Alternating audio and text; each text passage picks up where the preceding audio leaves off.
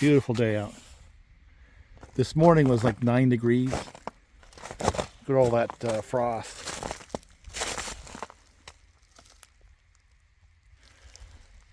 The whole woods is like that.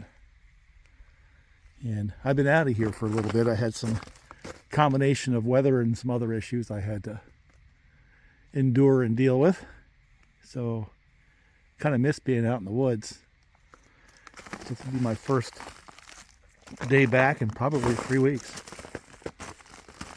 or more. You know, combination of snowstorms and other things. But have to restart and try to get a load out the next couple of weeks. That's the goal. I've got some wood down that way about 300 or 400 yards. And got this little Kubota, same as before. And I've got this ash tree right here, which is dying. I don't know how dead it is.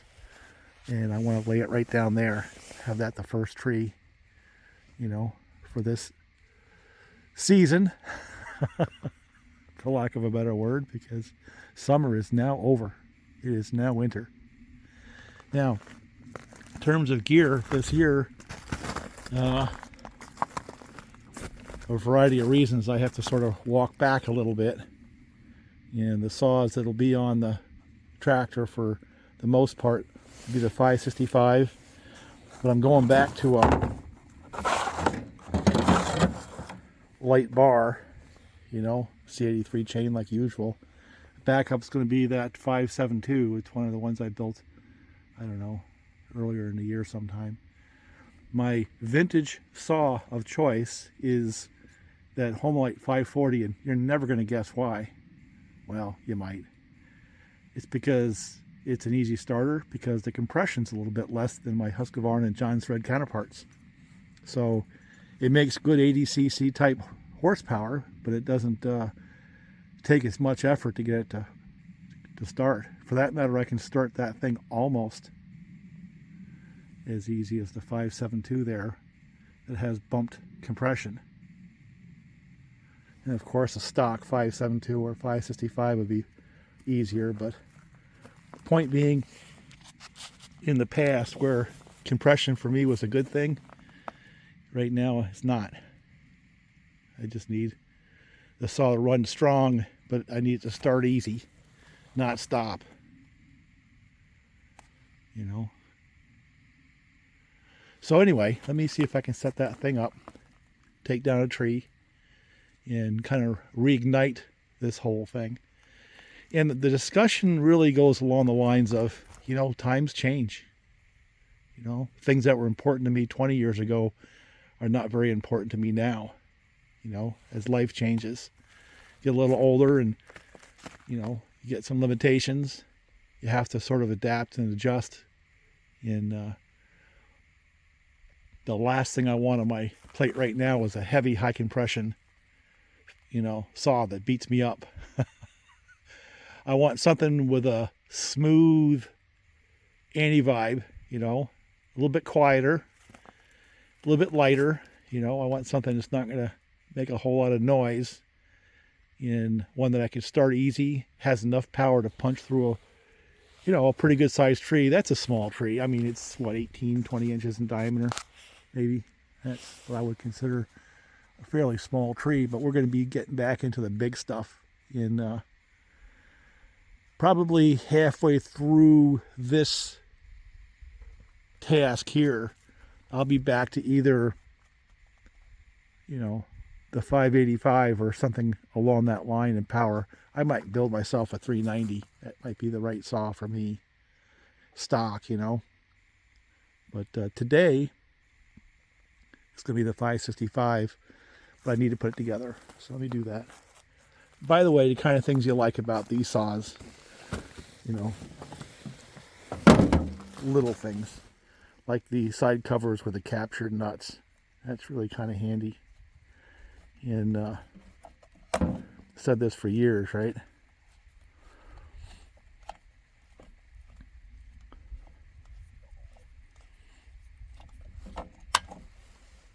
External sprocket. Now I'm going to probably wish I had a bucking spike on the side cover. I don't think I've got a saw here that does. So part of what today is as well is going through my gear, getting myself set up for this more winter, you know, phase of the operation. So you don't really know if you got all the stuff you need until you actually get out there in the woods. Got my wedge driver. I got these steel branded wedges, which I really like, by the way. Steel has a bunch of stuff that I like. You know, even though I'm a husky guy, no pun intended, I do like some of their chains and axes and just the stuff that they bring to the marketplace. But anyway, I'm probably going to go back to the X-Tough bar after a couple of days, but I'm going to start out with the light one. Does anyone remember why I put that one down? Probably not. But what I found was when I started really getting into things and pushing, you know, for a bore cut, the darn thing would flex, because if you think about it, you know, drop a vector along the line of the bar and where you're pushing, and you'd actually flex the system, and that bar would dig down. It wouldn't go up like this, and it wouldn't go straight.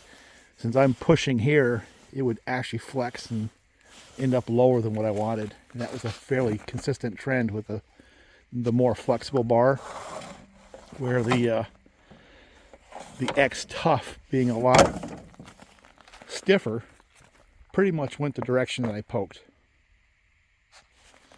So anyway, set the camera up. I can figure out how to make this work again.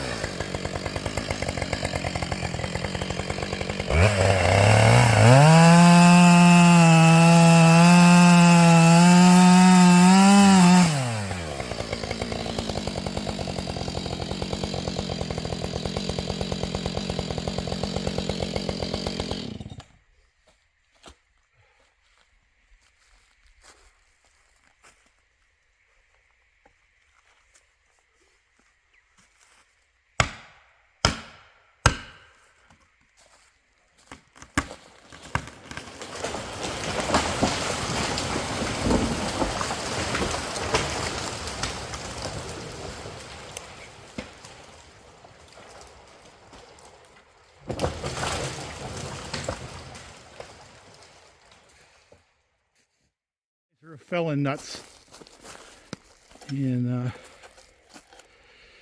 you will see there's no pull at all.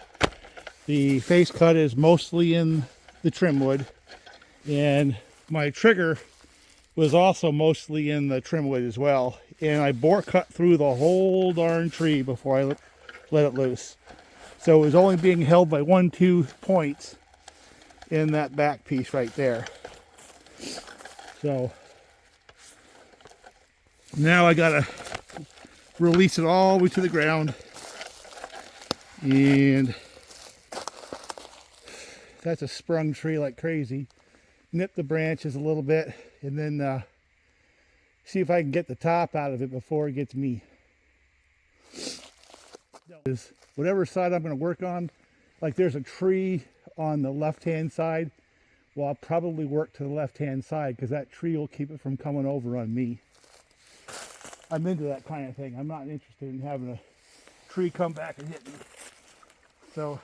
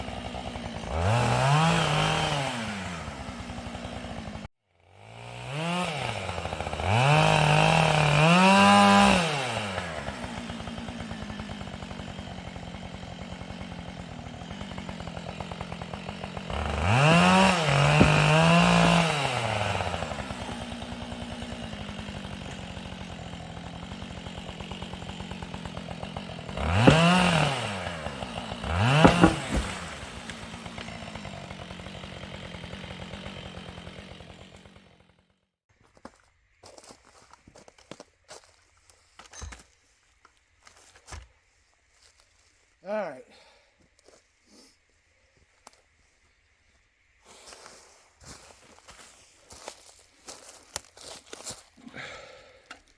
So I'm not sure how much I got on the camera, but that's basically, you know, my block and tackle on how to take down an ash tree, where I try to have the hinge as far forward out of the money wood as possible. A wide open face cut, because not only do I trim the root flare, which I got to cut anyway, but it doesn't allow the hinge to close, which as soon as it does that, it starts rotating about the front of the hinge. It goes into tension in the back, and that's when you get pulls. And doing what I did there, it's going to roll over that hinge, crush it a little bit, and more often than not, it'll be broke before the tree, you know, releases. And bore cut as much as possible. That brittle little tree that sprung back, that's predictable. This could have done that on a big scale, and that's why you do all the bore cutting, is to basically eliminate the chances of it doing that. And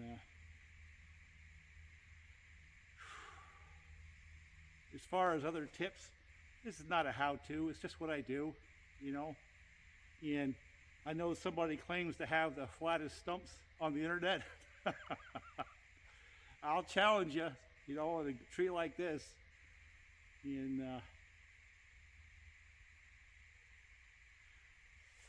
as far as a log's concerned, half this is a saw log, the other half is a railroad tie. I need 16 foot for a railroad tie, and I have to have about 9 inches. So I'll measure from the top and go back 16.6, and then I'll make a cut there and hope I have enough in the base to get a saw log. That's how I'll do this one.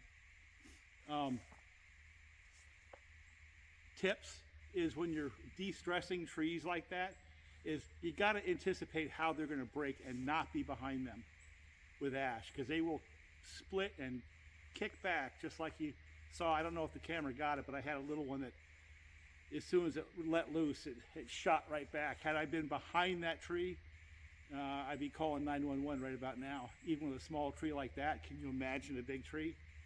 Can't stress enough, that's I get as much of the tree bore cut as I can, so there isn't enough material left in the hinge to propagate a barber chair, which would be very ugly. Of course, I work to the side as best I can.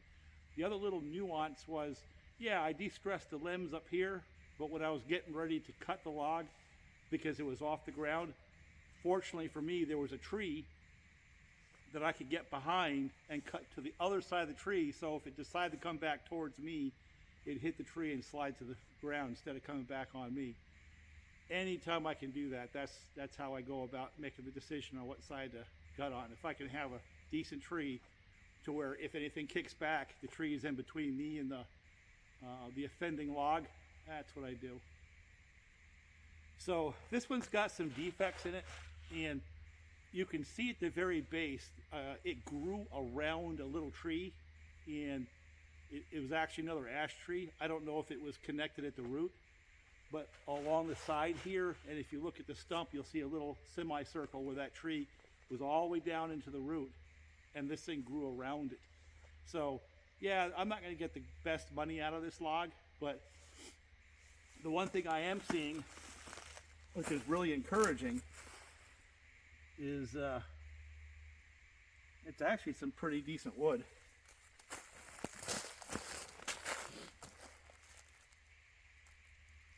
And I'm hoping more of them are like that.